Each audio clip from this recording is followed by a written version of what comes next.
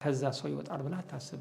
ስለተቃጠለው መጽሐፍ ቅዱስ የሚል ጥያቄ አቀርበውልናል። ምንም አይደለም መጽሐፍ ቅዱስ ተቃጠለ። ብዙ የፌዝ ሙቭመንት አባላት ይሄን መጽሐፍ እየወሰዱ ማቃጠል ጀመሩ። ነበርኩ እኔ ራሴ ትምህርት ያመጡት ጣጣ አለ። ይሄ ታሪክ እኛ ጋር የለም። ከተጠያቂነትም አያመልጥም። እኔ ያዘው ተብዬ ቀጥቅጠው ተብዬ ውቀጠው ተብዬ ነው የተሰጠሁት። የተቃጠለውን ከአንድ ወር በላይ ፈጅቷል። የፌዝ ሙቭመንት ደጋፊዎች ናቸው። እኔ መንግስቱ እዚህ መጥቶ በጭንቅላቱ ቢደፍ ምንም አልፈራም። መንግስቱ ነው ጠንቅ። የኤርትራ ህዝብ እዚህ አረንቋ ውስጥ የገባበት ዋና ምክንያት ምንድን ነው? በቃላት ከምንገልጸው በላይ በጣም ከባድ ሁኔታ ነው ያለ ነው። ያሳዝን ነገር እንደተከሰተ ሰምቻለሁ። አምላክ ነው፣ ሰው መንፈስ ነው፣ መበልጸግ አለ። ሊያገለግሏቸው የመጡት ሚስዮናውያን እንደገደሉ ስትደቅ ኤርትራ አይተናታል። ኤርትራ ውስጥ ያለው መንግስት ከእግዚአብሔር በላይ በርትቶበት ነው። ኢትዮጵያ ውስጥ የሚሆነው ነገር እዛ ላይ መጥቶ ነገር ሲያበላሽ ስላየ ነው። ኢትዮጵያ ውስጥም ትልቅ ለውጥ ያመጡት አባቶቻችን ናቸው። እልም ድብን ያለ ጨለማ ውስጥ ነው ያለው ህዝብ እንዳለ ረፈርፈው በጥይት ገደሏቸው። ይሄ የገመድ መንፈስ ዲአርጂ ወይም ደግሞ ዳንጀረስ ሪሊጂየስ ግሩፕ የሚባሉት ለማ ውስጥ የከተተን አንዱ መጽሐፍ ቅዱስ ማቃጠል።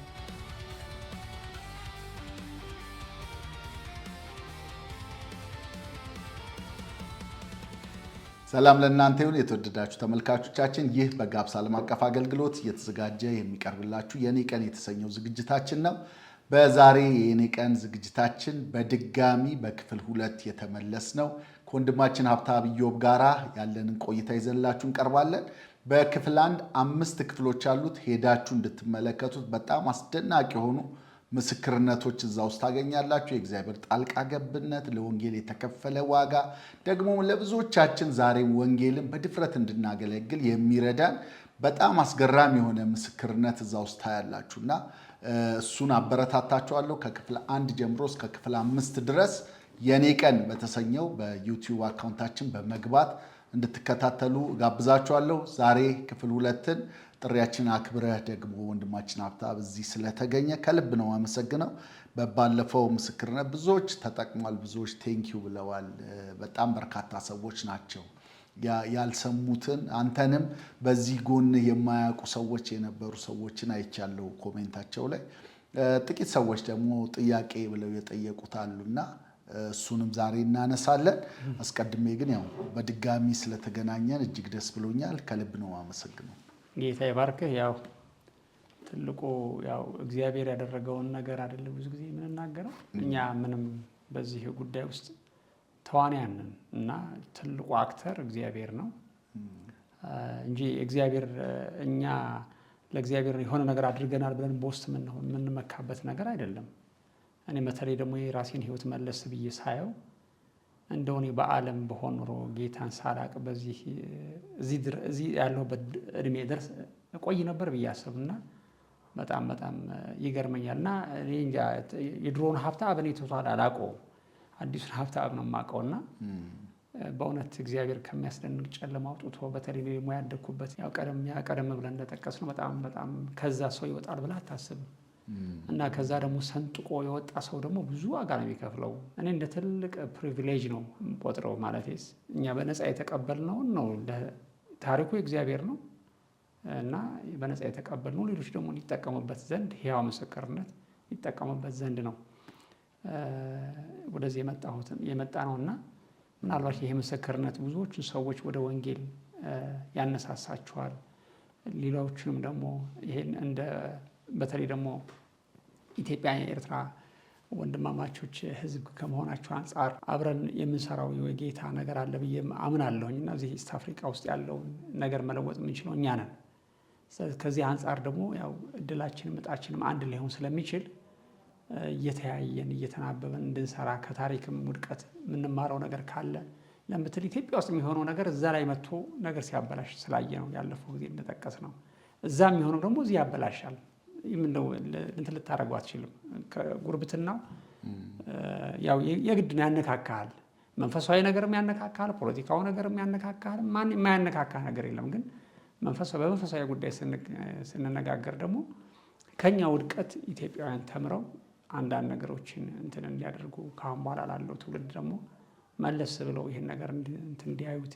ለምን ይሄ እውነተኛ ታሪክኛ በእጃችን በአይናችን የጨበጥነው እውነተኛ ታሪክ ነው፣ የፈጠርነው አይደለም እና እንደ ትልቅ እድል ነው የምቆጥረው እኔ።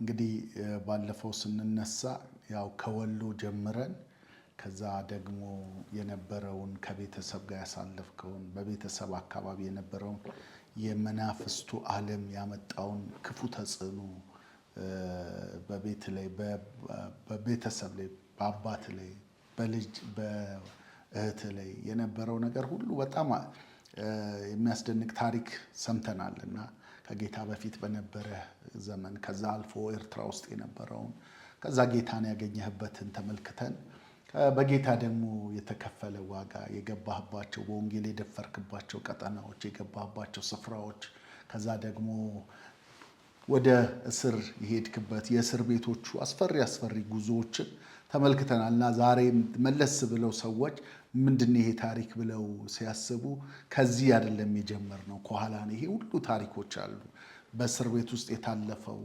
መታለፍ ስቃዩ ግርፋቱ ጨለማው ክፍል በሰዎች ዘንድ የነበረው ፍርሃት ረጅም ጊዜ አለመታጠብ የተለያዩ ነገሮች ህመሙ እዛው ደግሞ የነበረው በእስር ቤት ውስጥ የነበረው ነገር ብዙ ነገሮች አሉት እና ብዙ ሰዎች ቢያዩት በጣም መመክረው ነው እኔምና እንግዲህ ዛሬ ደግሞ ተመልሰን ትንሽ ከኋላ ካሉት የተወሰኑ ጥያቄዎችን አንዳንድ ሰዎችም የጠየቁት ጥያቄዎች ስላሉ ወደሱ መለስ ብለን እንሄድና ከዛ ወደ ኢትዮጵያ ደግሞ የነበረህን አገልግሎት ዛሬ እንቃኛለን ማለት ነው። አንዳንድ ሰዎች ከጻፉልን ጥያቄዎች ስለተቃጠለው መጽሐፍ ቅዱስ የሚል ጥያቄ አቀርበውልናል እና የት ነው የተቃጠለው ማን ያቃጠለው የሚል ጽፈው አይቻለሁ። እሱን በተመለከተ እንድናነሳ ደስ ይለኛል። እኔም ባለፈው ጊዜ ላይ ካንተ ከሰማሁት ኢንፎርሜሽን ተነስቼ ጠይቄያለሁ። ጌዲዮን ባይብል ጠይቄያለሁ። በወቅቱ የነበረውን ሰው ጠይቄያለሁ። ሲቃጠል ያየውን ሰው ጠይቄያለሁ እና ታሪኩ እውነተኛ መሆኑን ያረጋግጫለሁ። የጌዲዮን በእርግጥ እነሱ ይሄ ታሪክ እኛ ጋር የለም አላየንም እንዲህ አይነት መረጃ የለንም ብለዋል አሁን ያሉት ሰዎች። ነገር ግን ደግሞ በዛ ወቅት ላይ በአካል የነበረውን ሰው እሱን አውርቼው ነበረ። እንግዲህ ለኦልሞስት ከ1998 እስከ 2004 ድረስ ያ ኮንቴነር እዛ ነበረ። 6 ዓመት ሙሉ የቆየ ነው። ከ6 ዓመት በኋላ ነበረ የተቃጠለው። የተቃጠለውን ከአንድ ወር በላይ ፈጅቷል የሚል ነው የነገረኝ። መዝሙረ ዳዊትና ሙሉ አዲስ ኪዳንን መጽሐፍ የያዘ መጽሐፍ ቅዱስ የጌዲዮን መጽሐፍ ቅዱስ ነው አይቼዋለሁ ብሎ ነግሮኛልና የነበረውን አጠቃላይ በዛ ጊዜ ላይ ብዛቱም በጣም ብዙ እንደሆነ እሱ እንደውም የነገረኝ ወደ ስንት ኮንቴነር ነው ያለኝ ወደ 3 ኮንቴነር ይሆናል የሚል ነገር ነግሮኛልና የተካተለበት ቦታ አዶ ነፋስ የምትባል አካባቢ እንደሆነ ሁሉ ከአሰብ 15 ኪሎ ሜትር ርቀት ላይ የምትገኝ ናትና የታድሶ እስር ቤት ውስጥ ነበር በዛ ወቅት ላይ። ከዛ በኋላ ላይ ወስደው አንድ ቦታ ላይ በረሃው ላይ እዛ ነበር ያቃጠሉት የሚል ነገር በደንብ በዲቴል ሰምቼዋለሁ ልል ነው። እስቲ የምታስታውሰው የሰማኸው ነገር ካለ ይሄ ነገር ተፈጽሟል የሚለውን ነገር እስቲ እናንሳ። እኔም በተለያዩ አጋጣሚዎች ይሄን ነገር ሰምቼዋለሁ። እኔ አሰብ አልነበርኩም። ያው ታሪኬ ላይ እንደጠቀስኩት አሰብ አላውቀውም። ግን ከዛ አካባቢ የሚመጡ የታሰሩ ከኛ ጋር ነበሩ። ይሄን ታሪክ በእርግጥ አልነገሩኝም። ግን በይበልጥ ደግሞ ብዙ ጊዜ የኤርትራን ቤተክርስቲያን ወይም ደግሞ እንደ ህዝብ የኤርትራ ህዝብ እዚህ አረንቋ ውስጥ የገባበት ዋና ምክንያት ምንድን ነው? አሁን እኮ በቃ ኤርትራ እኮ በቃ እኔ የኤርትራ ህዝብ ያለበት ሁኔታ ከልቤ ነው የምነግርህ ያለሁት በቃላት ከምንገልጸው በላይ በጣም ከባድ ሁኔታ ነው ያለ ነው። እውነቴን ነው የምነግርህ ያለሁት። ወጣቱ ሁሉ ተጠራርፎ ወጥቷል። ልማት የለም። አገሪቱ እንደ ግመል ሽንት ወደ ኋላ ተመልሳለች። ይሄ ነገር ይሄ ጥፋት ለምንድን ነው የሚሆነው? ቀን በቀን ነዳጅ የሚባል የለም። ነዳጅ ስለሌለ አይደለም። ውሃ የሚባል የለም። ምግብ የለም። እንዳለ እኔ እንጃ በ15ኛው ክፍለ ዘመን ወይም ደግሞ በድሮ ሴንቸሪ የምትኖር ኤርትራ ነው ያለች በአሁን ጊዜና ምንም በቃ ጣሊያን ከተዋት በታች ያለች ሀገር ድቅቅ ብላለች አሁን እና የራሷ መሪዎች በተለይ በአሁን ጊዜ በስልጣን ያሉ ሰዎች ይህን ነገር እያዩ ለምንድን እንደዚህ ያደርጉታል ብዬ ሳስብ እንደሰው ግራ የሚያጋባኝ ነገር አለ እና ምንድን ነው አሁን በፖለቲካ አይን ላይ ጉዳዩን ለመረምረው በመሞክርበት ጊዜ ይጨንቀኛል። እንዴት ብትል ፖለቲካ ልደርስበት ስለማልችል ዛሬ እውነት ነው ያልከው ነገ ውሸት ስለሚሆን፣ ጉዳዩ ግን እኛ እንደምናውቀው ከሆነ መንፈሳዊ ጉዳይ ነው። ይሄ ኤርትራን ወደ ኋላ የመለሳት ብዬ የማስበው ይሄ ጉዳይ ነው ብዬ አስባለሁ። ይሄ ያልከው ጉዳይ አሁን እኔ በዚህ ምንድነው ኃጢአታችን ይሆን ብለህ ሲደጋግም በቃ እንደዚህ አይነት እኔ እኮ እውነቴን ነው የምነግርህ ያለሁት እኮ እንደዚህ አይነት በጣም የተሰጠ ስራን የሚወድ ህዝብ ብዙ ለውጥ ሊያመጣ የሚችል ታያለህ። ኤርትራ ውስጥ ኡጋንዳ ላይ ለውጥ ያመጣል የስራ ሰዎች ናቸው። ኢትዮጵያ ውስጥም ትልቅ ለውጥ ያመጡት አባቶቻችን ናቸው። አሁን እኮ እኔ ኤርትራዊ በማላውቀው ታሪክ ነው እንግዲህ ያለንበት አዘቅት ውስጥ ገብተን ጭቃ ውስጥ ገብተንበት ያለ ነው። እና በእውነት እንደው አሁን እዛ ኤርትራ ውስጥ ያለው መንግስት ከእግዚአብሔር በላይ በርትቶበት ነው ብዬ ጠይቃለሁ። እንደ ሰው በርትቶበት ነው። አንዳንድ ጊዜ ሰዎች አላርል እንዴ የእግዚአብሔርን ታላቅነት ከሚነግሩን ይልቅ የነገስታትን ታላቅነት ይነግሩናል። በሂስትሪ ላይ ታይቷልና እነሱ ሀያላን ከመሆናቸው በፊት ምድሪቱን አስጨንቀው እንደያዙ ነው የሚገምቱት። ግን እኔ እንደዛ የሚል እምነት የለኝም። አሁን ጉዳዩ መንፈሳዊ ነው ብዬ ነው የማምነው። እና ይህን አይነት አረንቋ ውስጥ የገባ ነው እኛ በምን ምክንያት ይሆን ብዬ እንደ መንፈሳዊ ከብዙ ሰዎች ጋር እንጸልያለን፣ ከብዙ ሰዎች ጋር እንነጋገራለን። ግን መፍትሄ እና መልስ ያላገኘንበት ጉዳይ ቢሆን የህዝባችን ጉዳይ፣ የህዝባችን መበታተን፣ የህዝባችን መዋረድ ነው። እና ብቻ አጠር ባለ መልኩ ምን ልወዳለሁ ወዳጄ፣ ከልቤ ነው የምነግርህ ዳነ ወንድሜ፣ ከልቤ ነው እየተሰማኝ የኤርትራ ህዝብና የኤርትራ ምድር ሁኔታ እናንተ ኢትዮጵያውያን ከዚህ ሁናችሁ ከምታዩት በላይ በጣም በጣም በጣም በጣም እልም ድብን ያለ ጨለማ ውስጥ ነው ያለው ህዝቡ። መገለጫ ያለው የሚዳሰስ ጨለማ ነው ውስጥ የሚኖረው ያለው ህዝቡ። አሁን እኔ እንዴት እንደምገልጽልህም አላውቅም። እዛ ሄደህ ብታየው ይገርምሃል። እና ጌታ ሆይ ነገር እንጸልያለን፣ አይፈታም ነው እንጸልያለን። እና ብዙ ጊዜ እኔ ያገኘሁት መልስ ወደኋላ መለስ ብዬ አየዋለሁ። እግዚአብሔርን በድለነዋል። ብዙ ጊዜም የምንናገረው ነገር ነውና አንደኛ ነገር ያ ዘ ቻምፒዮን ኦፍ ፍሪደም ብዬ አምናለሁ። እግዚአብሔር የናጽነት ምንጭ ነውና አሜሪካውያንን እግዚአብሔር ናጽነት ሲሰጣቸው ታንክስ ጊቪንግ ዴይ ብለው የጌታን እያመሰግኑ ነው። በእግዚአብሔር ነው የምንታመነው፣ እግዚአብሔር ነው ነጻነትን የሰጠን ብለው እስካሁን ድረስ እያመሰገኑት ነው፣ በድካም ይሆን በእንትን። አሁን በእኛ በኩል ደግሞ ስትመጣ የነበረው ስህተት አሁን ብዙ አገልጋዮች የሚታመኑበት እግዚአብሔር ናጽነት ከሰጣቸው በኋላ ኤርትራውያን እግዚአብሔርን አላከበሩትም፣ አላመሰገኑትም። ከዛ በኋላ በቃ ሲጸልዩ ሲያለቅሱ እንዳልቆዩ ወዲያውኑ ነጽነት ከወጣ በኋላ ናጽነት አመጡ የተባሉትን ሙሴዎችን ማምለክ ጀመሩ፣ መዝፈን ጀመሩ። ቸርቾች ምን ከናጽነቱ በፊት በጣም የጠበቀ ጸሎት፣ የጠበቀ አገልግሎት ነበራቸው። ናጽነት ከመጣ በኋላ ዘፈን ውስጥና አላርል በቃ ሊዘፍኑና ሊበሉ ሊጠጡ ወጡ አይነት ነገር፣ ያ አንዱ ኃጢአት ይመስለኛል። ግን ከዛ ቀጥሎም ያለፈው ጊዜ የሐሰት ትምህርት ብያለሁ። ደግሞም ይሄ ኤርትራውያን ኢትዮጵያውያን ከዚህ ከተባረሩ በኋላ ወደዛ ይሄ የአማላጃችን እንቅስቃሴ የሚባለው ነገር ከገባ በኋላ እዛ ብዙ መጽሐፍት ቅዱሶች እንዲቃጠሉም አንድ ምክንያት ሆኗል። ያለፈው ጊዜ እኔም ራሱ ቪዲዮዎችም አሉ፣ ብዙ ሰዎች ቪዲዮዎችን ይዘውታል፣ እንዳ ስላሴ እንዳ ማርያም። ከዛም እኔም ደግሞ አሁን አንድ እንደ ኃጢአት ብዬ የኤርትራን ህዝብ ኃጢአት ብዬ እንትን የማደርገው ማዝንበት ዝም ብዬ እንዴት ብትል የትራንስፎርሜሽን ቪዲዮዎችን ስታያቸው አሁን ፊጂ ላይ በእንደዚህ ልክ አረንቋ ውስጥ ከገቡ በኋላ ምንድን ነው የምድሪቱ ነገር ብለው ራሳቸውን የጠየቁበት ጊዜ ነበር። ሲጠይቁ ያው እንግዲህ እነሱ አንድ ያደረጉት ነገር አንድ እነሱን ሊያገለግላቸው የመጣ ንጹህ በግ ምንም እንትን የሌለ ነጮችን ሚስዮናውያኖችን ሊያገለግሏቸው የመጡትን ሚስዮናውያን እንደገደሉና ከዛ በኋላ ይቅርታ እንደጠየቁ ምናምን ከዛ በኋላ እግዚአብሔር ደግሞ ይህን የሚያክል ካሮትን ታይቶ የማይታወቅ ካሮት እዛች ምድር ውስጥ እግዚአብሔር ምድራቸውን ፈወሰ። ብቻ እጥር ባለ መልኩ እግዚአብሔር ምድሪቱን ፈወሰ እና ከፈወሳት በኋላ በጣም ሀብት ውስጥ ገቡ፣ ተመለሱ። ብዙ ቤተክርስቲያናትም እንትን አደረጉ። የኡጋንዳውም አንዱ ሂስትሪ እሱ ነው። እና ከሆነ ክፋት በስተጀርባ ያጋንንት መንፈስ አለ። ዝም ብሎ ከመንግስቱ ጋር ዝም ብሎ ፍጥጫ ከመንግስቱ ጋር መጣላት እንደዚህ ምናምን በፖለቲካ ትንተና ልትደርስበትም አትችልም። በስጋ ይሄ ነገር ልትታገለውም አትችልም። ውጊያው መንፈሳዊ ነው ብዬ አምናለሁ። በተለይ ኤርትራ ውስጥ ያለው የጨለማ ኃይል ጉልበት እንደዛ ነው። እና መጽሐፍ ቅዱስን ይደግፉ ነበር። መጽሐፍ ቅዱስን ሰጥተውናል። ቀጥሎ ደግሞ አሰብ ላይ መጽሐፍ ቅዱስ አቃጠሉ የሚል ወሬ ሰምቻለሁ። በጣም መጽሐፍ ቅዱስ ግን ሰጥተው ነበር እንዲሰጥ ፈቅደው ነበር። ከ1991 በፈረንጅ አቆጣጠር እስከ 1999 በየትምህርት ቤቱ ያንን እኮ እነሱ እንግዲህ የተቀበሉት መጽሐፍት እኮ ነው እንደገና ያቃጠሉት። ግን እኔ እንደሰማሁት ከሆነ ምናልባት የነገረ ሰው ደግሞ በይበልጥ እንድታጣራው ያ አሰብ ውስጥ የነበረው 3 ይሁን ከ3 ኮንቴነር በላይ የነበረው መጽሐፍት ወደ ኢትዮጵያ ሊመጣ ተብሎ በጌደናውያን ኢንተርናሽናል ያው እንግዲህ አሰብን ሊጠቀሙበት አልነበረም ኢትዮጵያውያን። የዛን ጊዜ ብዙ መኪኖች ነበሩ። የኢትዮጵያ ንብረት ወደቡ ላይ ነበረ።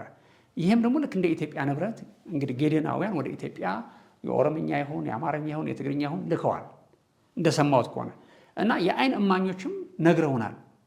እና ስለ ኃጢአታችን ስንናገር የነገሩን ነገር ቢኖር ያ ኮንቲነር እንግዲህ በይበልጥ ደግሞ ሰዎቹ ራሳቸው ይህን ጉዳይ የሚመለከታቸው ሰዎች እንትን ያርጉ። ግን እኔ ወደ ኃጢአቱ ልመጣ ስለፈለኩ ነው። የኢትዮጵያ የኤርትራን መንግስት እነዛን ኮንቲነሮች እባካችን ንብረታችን ስለሆነ ብር ከፍለን በጅቡቲ ወደ ጅቡቲ እንድናስገባ ፍቀዱልን ብለዋቸው እንደነበረ ሰምቻለሁ። እዛ የነበሩ ሰዎች የነገሩን ነው። እንግዲህ እኔ አልነበርኩም፣ እኔ አሰብ ውስጥ አልነበርኩም። ግን እንግዲህ የኤርትራ ህዝብም የኢትዮጵያ ህዝብም ይህን ኃጢአት እንደው መጽሐፍ ቅዱስን ይህን ያህል መጽሐፍ ቅዱስ ተቃጠለ ስትለው ክርስቲያን ሀገር ውስጥ ከዚህ የበለጠ መርገም የለም። እንዴት ብትል በእስራኤል ታሪክ ውስጥ ደማችን በእኛና በልጅ ልጆቻችን ይሁን ሲሉ ያ ነገር እንግዲህ ጣጣ ምን አይነት ጣጣ እንዳመጣ ታውቀዋለህ። አሁን የተለያየ ትርጉም ሊሉ ሰጡት ይችላሉ። ግን የእስራኤልን ህዝብ አልጠቀምም። ናዚ እስከ ሳሙና እስከሚሰራቸው ድረስ ቀቅሏቸዋል። እንግዲህ ኃጢአትን ወደ ራስ መጥራት እና ሰዎች ይሄ መጽሐፍ ቅዱስ አቃጥለውታል። ሲያቃጥሉት ክርስቶስን ነው የገፉት፣ ሌላ ምንም አይደለም። መመለስ ይችሉ ነበር እንደ መንግስት ወይም እንደ ህዝብ። ይሄ የመንግስትም የህዝቡ ኃጢአት አይደለም። መመለስ ይችሉ ነበር፣ ግን አላደረጉትም። የሚያሳዝነው የነገሩኝ ወደ መጽሐፉን አንዳንድ ሰዎችም አቃጥሉ ተብለው ግን ከብዷቸው አናቃጥልም ያሉ አሉ። ግን አንዳንድ እንደውም ደፍረው ያንን ነገር ለማቃጠል ኦርቶዶክስ ቤተክርስቲያን አንዳንድ ወታደሮች እዛ የነበሩ አልደፈሩም የሚል ወሬ ሰምቻለሁ። ግን ያው እንግዲህ በዛ በኩል የነበሩ ያው ትዕዛዝ ነው ብለው ያው አቃጥለውት ድፍረት አግኝተው ደግሞ ከእንትን ጋር አንጻር ስታየው ለእነሱ ምንም አይደለም። መጽሐፍ ቅዱስ ተቃጠለ አልተቃጠለና ከምረው እንግዲህ በረሃ ላይ ወስደው ቦታውን በይበልጥ ነግረዋል። እሱን ያላቀውም ግን ያ ነገር ሲቃጠል ወር ሙሉ ነው የተቃጠለው ነው የሚሉት። ይታይ እንግዲህ 1 ወር ሙሉ መጽሐፍ ቅዱስ በአሰብ በረሃ ነው ተቃጥሏል። ይታይ መመለስ ይቻል ነበር፣ ወይም ደግሞ መቀመጥም ይቻል ነበር። ያው ሰላም ሲመጣ መስጠት ነው። ገብቷል? ይቻል ነበር። አሁን ይሄ ነገር በጣም ከባድ እርግማን በምድሪቱ ላይ ያመጣው ከባድ እርግማን ነው ብዬ አስባለሁ። እና እንደ ኤርትራውያን እንደ ኤርትራውያን እንዲሁም ደግሞ ኢትዮጵያውያን ይህን ነገር ንስሐ ልንገባበትና ልናረክስበት ይገባል። ይህ ትልቅ እርግማን ነው። እኛን ጨለማ ውስጥ የከተተን አንዱ መጽሐፍ ቅዱስ ማቃጠል ነው ብዬ አምናለሁ። ሌላም አለ፣ ሐሰት ትምህርት ያመጡት ጣጣ አለ። ግን ይሄ አንዱ ነው ብዬ አስባለሁና አገራችንን እግዚአብሔር እንዲባርካት ወደ ነበረው ሰላም እንዲመልሰን እግዚአብሔር ምን በድለን ይሆን ብለህ ስትፈትሽ ይሄ ነው እንግዲህ መንግስቱ ትክክል አላደረገም። ገብቷል? መጽሐፍ ቅዱስ ያንን ራሱ የሰጠውን መጽሐፍ እንደገና ሲያቃጥል ይሄ መንግስቱ በጣም ትክክል ነገር እንዳላደረገ ምንም ጣጣ የለውም። ከተጠያቂነትም አያመልጥም። ያን መጽሐፍ ቅዱስ ያቃጠሉ ሰዎች እኔ ጥሩ ነገር ይገጥማቸዋል ብዬ አላስብም። እንደ ኃጢአት የኤርትራ ህዝብም የኢትዮጵያ ህዝብም ይሄን ነገር ንስሐ ሊገባበት ያስፈልገዋል። በቃ እግዚአብሔር ሆይ በተለይ ኢትዮጵያን ወንድሞች በዚህ ጉዳይ ውስጥ እንደው ይቅርታ መጠየቅ ያለባቸው ይመስለኛል። እነዛ ንብረታቸውን ገንዘባቸውን ኢንቨስት ያደረጉ ሰዎች በተለይ ደግሞ የጌደናውያን በውጭም የሚኖሩ ኤርትራውያን አሉ፣ ከጌደናውያን ጋር ግንኙነት ያላቸው ሰዎች ይህን ታሪክ የሚያውቁት በይበልጥ ደግሞ ይሄ ውሸት ነው እንዳትለው ደግሞ አይናቸው ያዩ ሰዎች ናቸው የነገሩን። እኔ አላየሁትም፣ በእርግጥ ግን የምናምናቸው ሰዎች ተናግረውናል። ይሄ ይቅርታ መጠየቅ አለበት ብዬ አምናለሁ። ግን ኢትዮጵያውያን ይህን ነገር የሚያዩ ኢትዮጵያውያን ደግሞ በቃ እግዚአብሔር ሆይ እባክህን ይቅር በል፣ ልክ ነው ቃልህ ተቃጥሏል እና እሱን አቃጥለህ እንግዲህ ጳውሎስ ምንድን ነው ያለው? የመውጊያውን ብረት ብትቃወም ለአንተ ይብስብሃል። አሁን አንተ ቃሉን ተጋፋህ ማለት መጀመሪያ ቃሉ ራሱ ክርስቶስ ነው አይደለም? የእግዚአብሔር ቃል እንደሚናገረው መጀመሪያ ቃል ነበረ ይላል። ቃሉም ደግሞ እግዚአብሔር ዘንድ ነበረ ይላል። ቃሉም ደግሞ እግዚአብሔር ነበረ ነው። እግዚአብሔር ነው የገፋኸው፣ ማንንም አልገፋኸው። እና ከእግዚአብሔር ጋር የሚጣሉ ደግሞ ይደቃሉ አሉ። ስትደቅ ኤርትራ አይተናታል። ደቀቅን እኮ ምንም የቀረ ነገር የለም። እና አንዱ የኃጢአት መንስኤ ይሄ ነው ብዬ አስባለሁ። እና ይሄ የነገሩ ታሪክ ብዙዎች አያውቁትም፣ ብዙዎች ደፍሮም አልተናገሩትም። ግን አንዳንድ ጊዜ ተሰብስበን በምንጸልይበት ጊዜ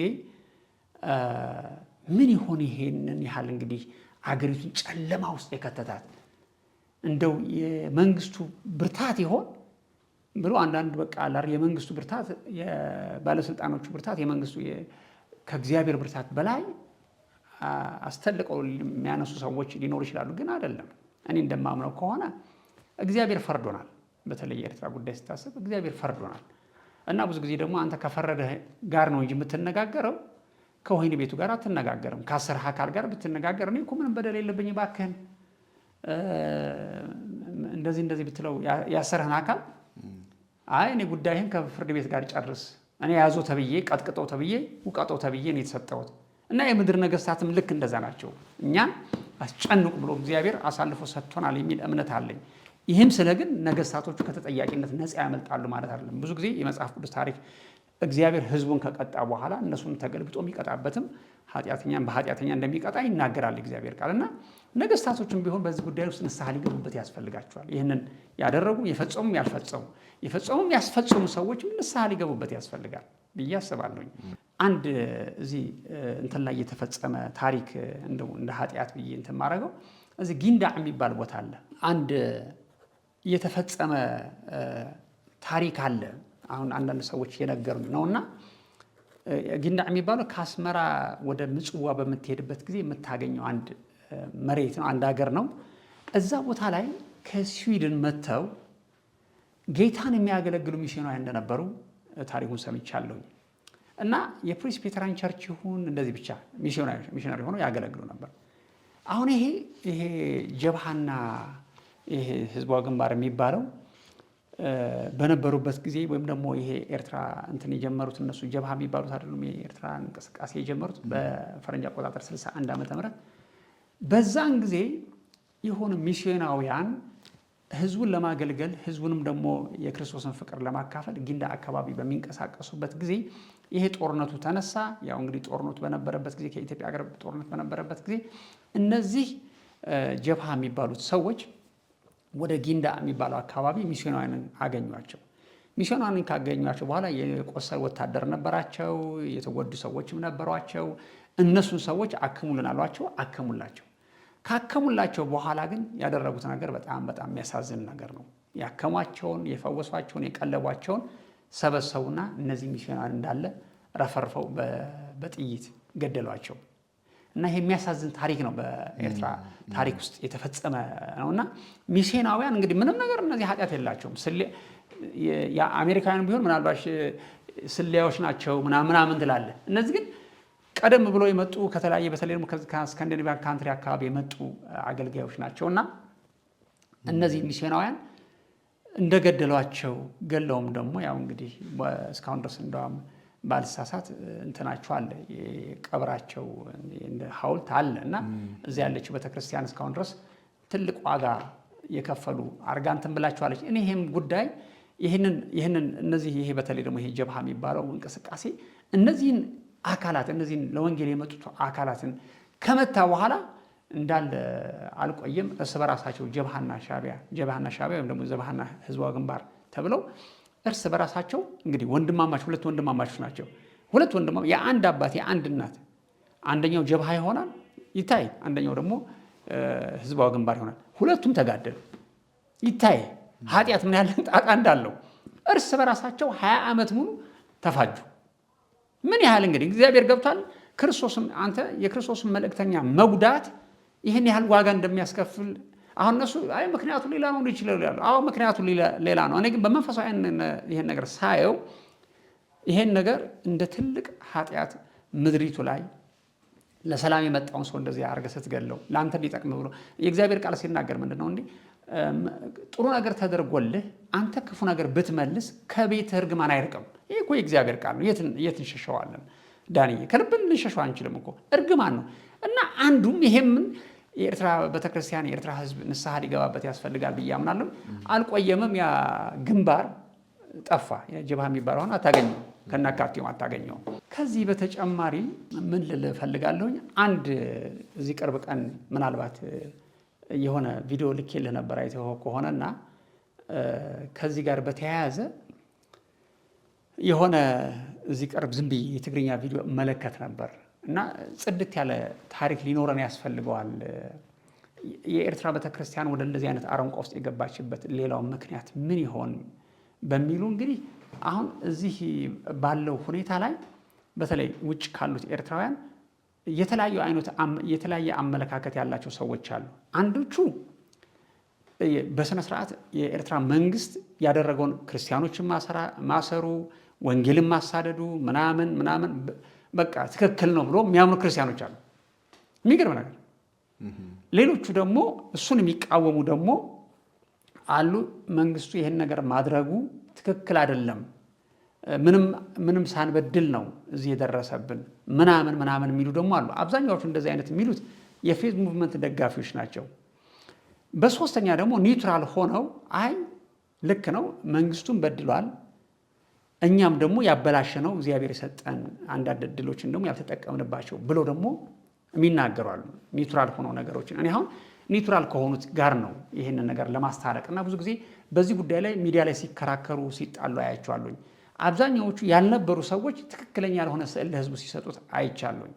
አሁን ብዙ ጊዜ ከእግዚአብሔር ጋር ተጣሉ፣ ደቀቁ። አሁንም ያለው ስርዓት ከእግዚአብሔር ጋር መጣላቱን ካልተወ፣ በተለይ ደግሞ በእኛ ኃጢአት ከሆነ እኮ ሌላም እግዚአብሔር ኃጢአት ሌላ አመፀኛም ያስነሳብሃል። ግን እንደዚህ ፐርፐዝን የምታደርገው ከእግዚአብሔር ጋር የሚደረግ ግጭት እግዚአብሔር ቀን ቆጥሮ ማንም ሰው ዋጋ ያስከፍላል። አይቼዋለሁ በታሪክ ሙሉ ታውቃለህ። በጣም ሀያላን የሚባሉ የነ ጆሴፍ ስታሊን ነው የብረት አይነት ወይ ደግሞ አይረን የሆነ ስልጣን አላቸው የተባሉ ታላላቅ የኮሚኒስቶች ምናምን ስንቱ ያልፈረሰ ማንም ለዘላለም ጸንቶ የሚኖረው የእግዚአብሔር መንግስት ብቻ ነውና፣ ግን አንዳንድ በዛ መሀል ላይ ደግሞ የምትፈራው ምናልባት የኤርትራ ህዝብ ጉዳይ ይሄ የሆነውን መጽሐፍ ቅዱስ መቃጠሉ፣ ሚሽነራውያን ደግሞ እንደዚህ መቅጣታችን መግደላችን ይሆናል ብዬ አስባለሁ። እዚህ ደግሞ ያው እንግዲህ ቀደም ብዬ እንደነገርኩ አንዳንድ አመለካከቶች አሉ ብያለሁኝና ባለው ሁኔታ እንደዚህ ወደ እንደዚህ አረንቋ የከተተን ይሄ መንግስት ነው ብለው ልክ መንግስቱ ከእግዚአብሔር በላይ ስልጣን እንዳለውና እሱን የማምለክ አይነት ነገር የሚታይባቸው ሰዎች አሉ። አይደለም፣ እግዚአብሔር ማንም አይበረታበትም። እግዚአብሔር በራሱ ብርቱ ነው። አንተ ብርቱ ከሆነ ከእግዚአብሔር ጋር ከተገናኘ ምንም ሁሉንም ልትወጣው ትችላለህ ብዬ አምናለሁኝ። አሁን እዚህ ያሉት አመለካከቶች አንዳንዶች አሁን ምን ይላሉ ስላለው ሁኔታ መንግስቱ ቤተክርስቲያን ማሳደዱ፣ አንዳንዶቹ ይህንን መንግስቱን የሚደግፉ አይ ትክክል ነው መንግስት እንግዲህ የሆነ ነገር ኃጢአት ባያገኝባቸው እንደዚህ ብሎ አይቀጣቸውም ይላሉ። ምንድነው አንዳንድ የሚያውቁት እነሱ ኃጢአት አለ። ቀደም ብለን እዛ ቪዲዮ ላይ እየጠቀስነው መንግስትን የሚቃወሙ አንዳንድ ጊዜ መድረካቸው ላይ ባለስልጣንን የሚሰድቡ ይሁዳ ላይ ይናገራል። ባለስልጣንን መሳደብ እንደሌለብህ እና ባለስልጣን ራሱ መልአኩ እግዚአብሔር ይገስጽህ አለው እንጂ የስድብ ቃል ሊያወጣ አልደፈርም ይላል። ቤተክርስቲያን ውስጥ እኔ በጣም አይን አውጣ የሆኑ አገልጋዮች እኔ መንግስቱ እዚህ መጥቶ በጭንቅላቱ ቢደፋ ስም እየጠቀሱ የነገስታቶችን መሪ ምንም አልፈራም ሲል የነበረ በኋላ ሲመጡበት ግን የሸሸ ሰው አውቃለሁ ይታይ። አሁን ይሄ ነገር አንድ የሆነ ያመጣው ጣጣ እንዳለ ሆኖ ግን እዚህ እነ ሶስት አመለካከት ያላቸው ሰዎች አሉ። አንዳንዶቹ ከዚህ ይህን ጉዳይ ስለሚያውቁ በራሳችን ስህተት ምክንያት ነው ይላሉ። ሌሎቹ ደግሞ በቃ የቤተክርስቲያን መዘጋቷ ምናምን የራሳችን ስህተት አይደለም መንግስቱ ነው ጠንቅ፣ የዚህ ሁላ ጠንቅ ከድሮ ጀምሮ እንደውም ቅርብ ቀን ያየሁት ቪዲዮ አይ ቲንክ እና በጣም ነው የገረመኝ። እኔ የጠቀስኩትን አይነት ታሪክ ትንሽ ሽፍት አድርጎ ዳይቨርት አድርጎ ነው የጠቀሰውና ከድሮም ጀምሮ መንግስቱ ወደ ኤርትራ በሚገባበት ከመግባቱ በፊት ቤተክርስቲያንን አታክ የማድረግ ፕላን ይዞ ነበር የመጣው ብሎም ይከራከራሉ። እና መጀመሪያ መጽሐፍ ቅዱስ ምናምን የፈቀደበት ዝም ብሏል አይደል እንዴ? መጀመሪያ አሳይቶ እኛን ለመልቀም ስለፈለገ ነበር ይላሉ። እኔ በልባቸው ውስጥ የለውም፣ የማውቀው ነገር የለኝም። ሊሆን ይችላል ላይሆን ይችላል። ግን የወያኔ መንግስትም ሆነ የኤርትራ ውስጥ ያለው መንግስት ወደ ኢትዮጵያ በሚመጡበት ጊዜ ሁለቱም ኮሙኒስቶች እንደነበሩ ወይም ሶሻሊስቶች እንደነበሩ አውቃለሁ። እና እዚህ ከመጡ በኋላ ነው የሃይማኖት ነጻነት የፈቀዱት ኢህአዴጎች። ምንድነው እዚህ የነበረው መንፈስ እኛ ኤርትራ ውስጥ የነበረው መንፈስ የከፍታን ቦታ የያዘ ስለነበረ ይህን የበረሃ አይዲዮሎጂ ይዞ ሲመጣ ምንድነው ደፍኖታል። ገብቷል። ብርሃን ነበር። ብርሃኑ ያው ስለነበረ ጨለማን ሊቋቋሙ አልቻለም። ያው እንግዲህ ሐሳባቸውን ሊቀይሩ ለሃይማኖት ነጻነት ሊሰጡ ተገደዋል። እዛም እንደዛ ለ7 ዓመት ነው ለ8 ዓመት ፈቅደው ነበር፣ ነጻነቱ ነበር።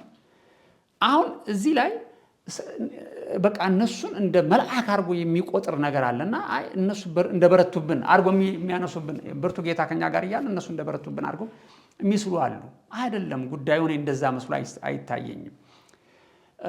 እኔ አሁን በሶስተኛ በኩል ደግሞ ኒውትራል የሆነ አመለካከት ያላቸው እንደኔ አሉ። ሌላውን ይሄ አይዶል ይዞን መጥቶ ነበር ከዚህ በፊት ሐሳብ ነበረው ያንን ነገር ነው ያስተገበረው ከበረሃ ይዞት የመጡ ሐሳብ ነው ሊሆን ይችላል። ግን እኔ ግን ማቀው ደግሞ ነገር አለ ብዬ አስባለሁ። አሁን እኛ ለህዝቡም በተለይ ደግሞ ከ98 ከ96 ጀምሮ ለህዝቡ አብነት ያልሆነበት አንዳንድ ጉዳዮች አሉ። ይሄ የሐሰት ትምህርት በተለይ ፌስቡክ ሙቭመንት አሁን ያንዳንድ ሰዎችን ስም እንዳልጠቅስ በጣም እጠነቀቃለሁ። ለምን ብትል ሌላ ጦርነት ውስጥ መግባት ስለማልፈልግ እኔ ከጉዳዩ ከኢሹ ጋር ነው ጉዳዩ። ግን ኤርትራውያን በጣም የሆነች እህት አንድ ቀን እዚህ ቅርብ ቀን ያንተን ቪዲዮ አይታ አንዳንድ ሰዎችም ዳውንሎድ አድርገው ለተለያዩ ሰዎች እንትን አድርጓቸው የጠየቁ ጥያቄ ነበር። ይሄ ነገር እኛ ታሪኩን አናውቀውም እና በጣም ነው የገረመን፣ ደንቆናል እና ቆራርጠውም አንዳንድ እንትን አድርገውታልና ይሄን ነገር በይበልጥም ብታስፋፋለን እንዴት ብትል ትዞ ኦፖዚት ያንተን አንጻር የሚመስል ቪዲዮ ይሄን አይተዋል ወይ ብሎ ልከውልኛል። አይ ሂስትሪው እንደዛ አይደለም። እኔ አሁን ልጅየው ራሱ እንደዛ ብሎ ያወራው ሰው መጥቶ ምን በመረጃ እኔን እንትን ሊያደርገኝ አይችልም፣ ሊያቸንፈኝ አይችልም። ትክክለኛው መረጃ ግን መናገር አለብኝ። አሁን ይሄ ጉዳይ በተለይ ደግሞ ከ1996 ጀምሮ ይሄ የፌስቡክ ሙቭመንት ከመጣ በኋላ ክርስትናው እየተበላሸ ሄደ። ከዛም በኋላ እኔ ታስሬ ወደ አገሬ በቀይ መስቀል መንገድ ወደ ኤርትራ ሄጄ መጽሐፍ ከጻፍኩ በኋላ ላስጠነቅቅ ነበር ጌታ የተናገረኝ። አስጠንቅቃቸው ፊታቸው ጨለማ ነገር አለ ብሎ ተናግሮኝ መጽሐፉን ጽፌ ከበተንኩ በኋላ እነሱ ብዙ የፌስቡክ ሙቭመንት አባላት ይህን መጽሐፍ እየወሰዱ ማቃጠል ጀመሩ። እኔ አሳትማለሁ፣ እነሱ ያቃጥላሉ። እንደዚህ የሆነበት ጊዜ አለ እና ምንድን ነው ይሄ ሰው የሚናገረው ብሎ እንኳን ንስሐ ሊገቡም አልሰጡም። ግን እግዚአብሔር እንደተናገረኝ ይህ የመጨረሻ ማስጠንቀቂያ ነው፣ ይህንን ካልሰሙ እኔ እመታቸዋለሁ አለኝ። ቤተክርስቲያናትም ተዘጉ። እንግዲህ የተናገረኝን ነገር ነው እኔ የፈጸመው። ግን በዛን ጊዜ አብያተ ክርስቲያኖች በተለይ ደግሞ የኤርትራ አብያተ ክርስቲያኖች ያልተጠነቀቁበት አንዳንድ ጉዳይ ነበር። ምንድን ነው? በተለይ ደግሞ ቤተክርስቲያኒቱ ከመዘጋቷ በፊት እነሷም ፖለቲከኞች ናቸው። ማን የኤርትራ መንግስት በላቸው ወያኔ በለው ፖለቲከኞች ናቸው። ማንኛውም አይነት እንቅስቃሴን አንተን የሚያዩ በፖለቲካ ነው። የወያኔ ልዑክ ትባላለህ ወይም ደግሞ የአሜሪካ ልዑክ ነው የምትባለው። አሁን እዚህ ላይ አንድ የሆነ ዘመቻ ነበር ትዝ የሚለኝ እኔ የማውቀው እና ዘመቻው ሰንራይዝ ሚሽን ነው የሚባለው ዘመቻው እና ይህንን ሐሳብ እኔ አሁን በቀለ ሻንቆን እዚህ ያለሁኝ በመጽሐፍቶችን በመናሙ ሳቀው ስለነበር የግሬት ኮሚሽኑ መሪ ምናልባት እናንተም ታውቁታላችሁ ብዬ አስባለሁ። በቀለ ሻንቆ ከኤርትራ ይህንን አፕላይ ለማድረግ በኢስት አፍሪካ ውስጥ ለ50 ቀን የሚያክል ወንጌል እንዲሰበክ ከወንጌል ስርጭት አንጻር ነው ይህን ነገር ያደረጉት። ምንም ክፋት የለውም። ወደ ኬንያ አንዳንድ ኤርትራውያን እከለ የሚባሉ ስማቸውን አልጠቅስም ተጠርተው ወደ ኬንያ ሄዱ።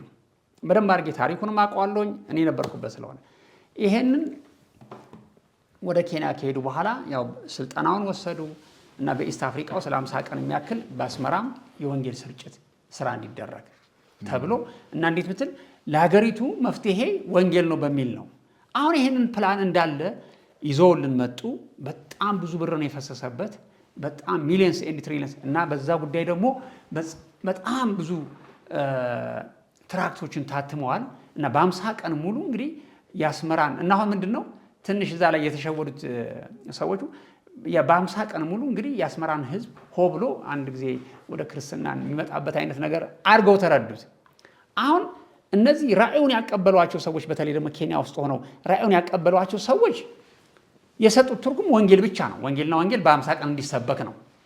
ግን ተቀባዮቹ ያን ጉዳይ የተቀበሉት ሰዎች በተለይ ደግሞ አንዱ ከፌዝ ሙቭመንት መሪ ጋር ስሙን አልጠቅሰውም፣ ከፌዝ ሙቭመንት መሪ ጋር የጠበቀ ግንኙነት ስለነበረው የዛን ጊዜ ደግሞ እነዚህ የፌዝ ሙቭመንት እንቅስቃሴው የሚንቀሳቀሱት ሙሉ ወንጌል አይቀበሏቸውም፣ መሰረተ ክርስቶስ አትቀበላቸውም፣ ቃለ ሕይወት ሌሎችም ቃለ ሕይወትም አይቀበሏቸውም። እንዲሁም ደግሞ እነዚህ የተሐድሶ እንቅስቃሴ የሚባሉት ደግሞ አይቀበሏቸውም።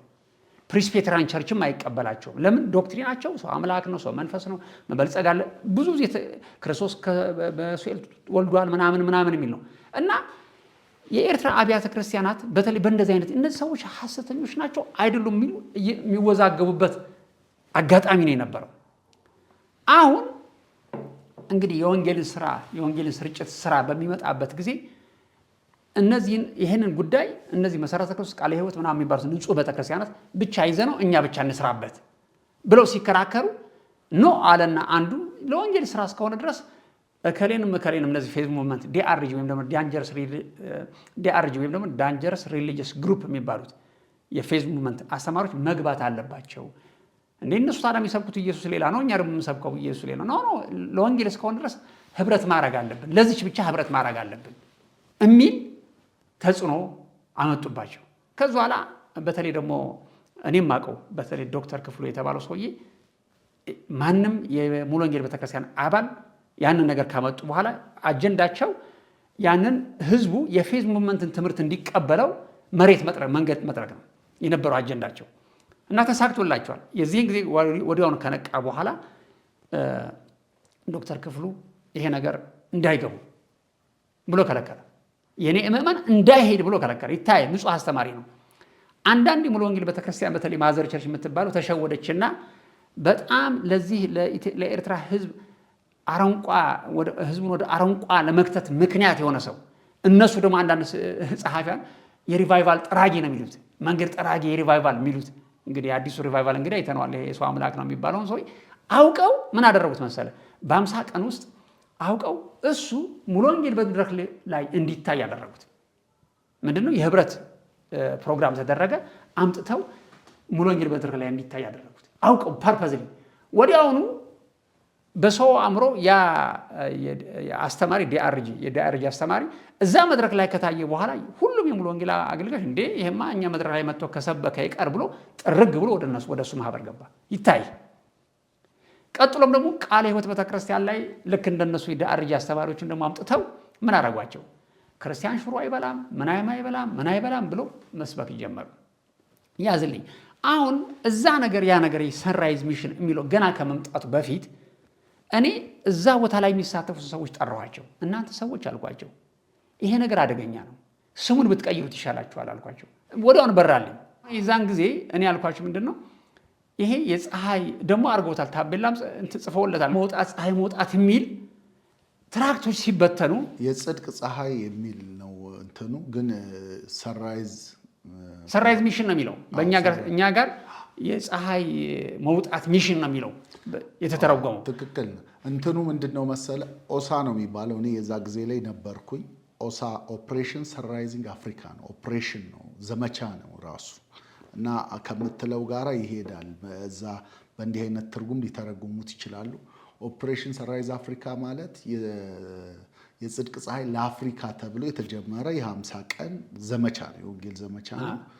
ደግሞ ልክ ኢትዮጵያ ሲሆን ኦሳ የነበረው ኦፕሬሽን ሰንራይዝ አፍሪካ የነበረው ኦፕሬሽን ሰንራይዝ ኢትዮጵያ ይሆናል፣ ኦፕሬሽን ሰንራይዝ ኤርትራ ይሆናል። እንዲህ ያለ ኬንያ ላይ ስብሰባ ነበርኩ እኔ ራሴ። አሁን ይሄ ነገር ምንድን ነው ያልኳችሁ፣ ገና ወረቀቱ በጣም ብዙ ወረቀት ታትሞ ነው፣ ወደ ከ3 ሚሊዮን በላይ ወረቀት የታተመውና እነሱ ፖለቲከኞች እጅ ውስጥ ገብቷል። ይሄ ነገር ይታይ። እነዚህ ሰዎች ፖለቲከኞች ከዚህ በፊት እነሱ የተናገሩትን ነገር ያውቃሉ።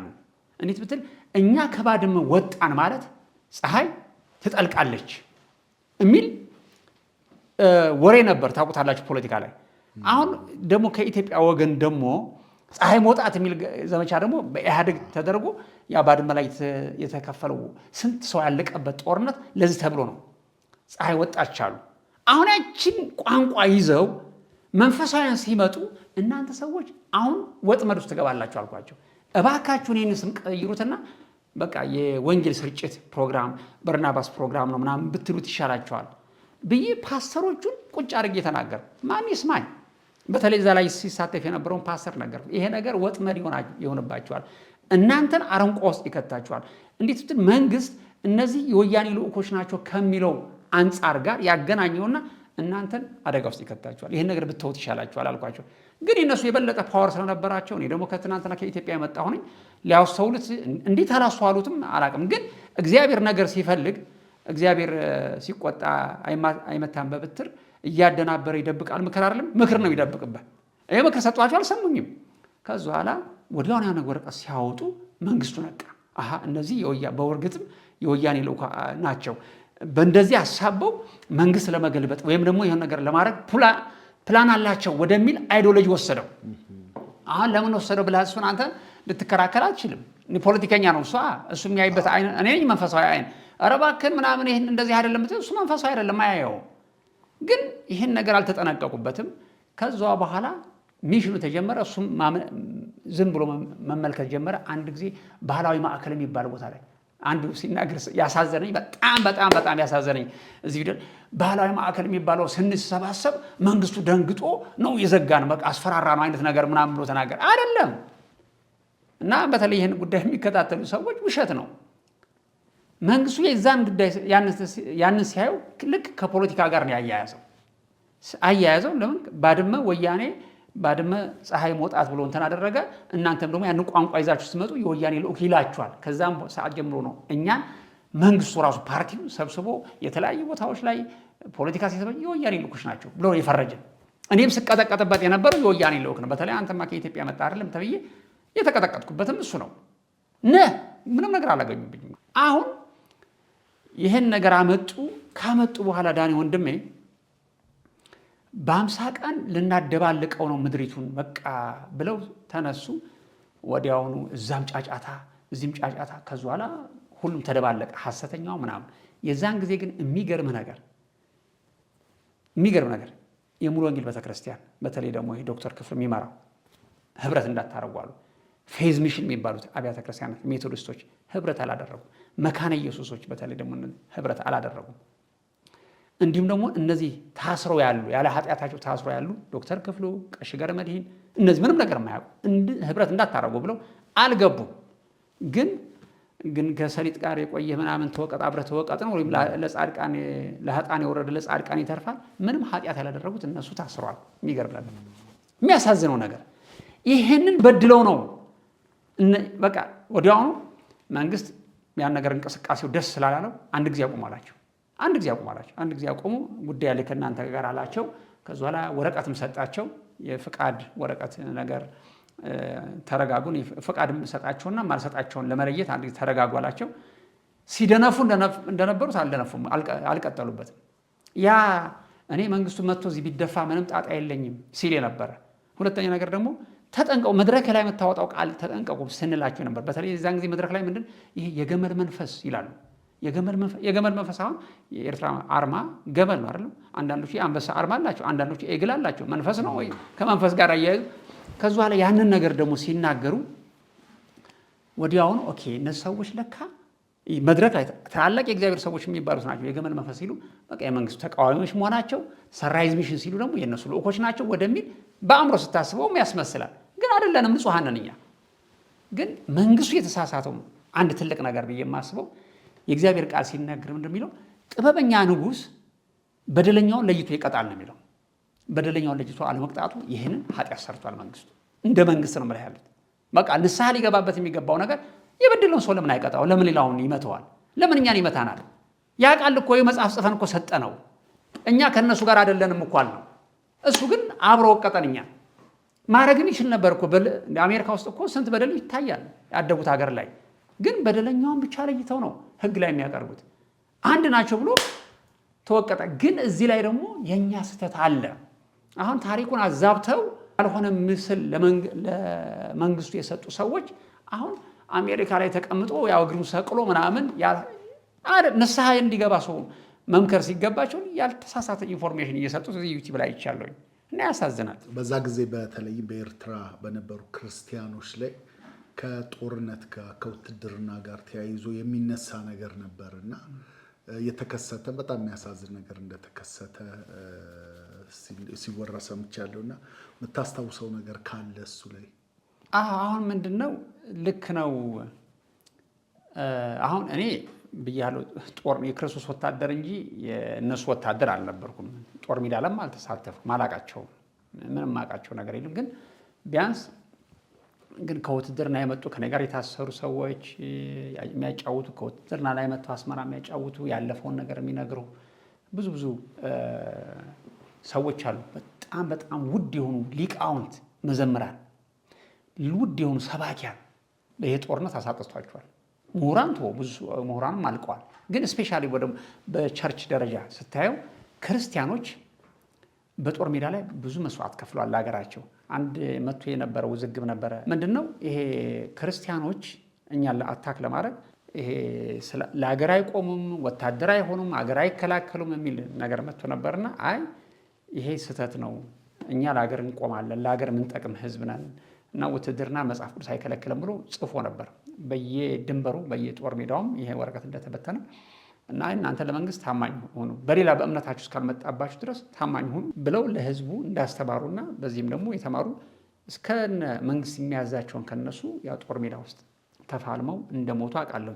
ግን ይሄ በተለይ ይሄ እንግዲህ ክርስቲያን ላይ ያለው ጥላቻ መቀየር ሲጀምር ብዙ ክርስቲያኖች አውቀው ወደ ጦር ሜዳ ፍሮንት ላይን ውስጥ ያስገቧቸውና በጠላት ጥይት እንዲመቱ እንደተደረጉም ነግረውኛል። እኔ አሁን ጦርነት ውስጥ አልነበርኩም፣ ግን በጣም በጣም ውድ የሆኑ አገልጋዮች ግን በዚህ ጦርነት ምክንያት እንደተከሰሩ ፊት አስገቧቸው እያሉ ያው ፊት ፍሮንት ላይን ሊያስገቡ በቃ እንትና እንዳደረገው ዳዊት ኦሪዮን እንዳደረገው ማለት እንደዚህ አይነት ነገሮችን ተከስተዋል ብለው የዓይን እማኞች ብዙ ጊዜ ነግረውኛል። በጣም የሚያሳዝን ነገር ነው።